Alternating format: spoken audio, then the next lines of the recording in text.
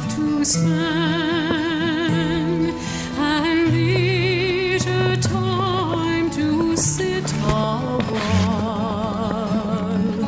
There is a fair lady in this town who sorely has my heart beguiled.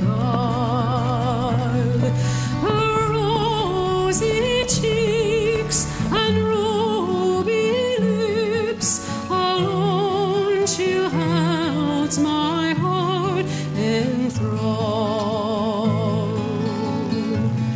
Then fill to me the parting glass,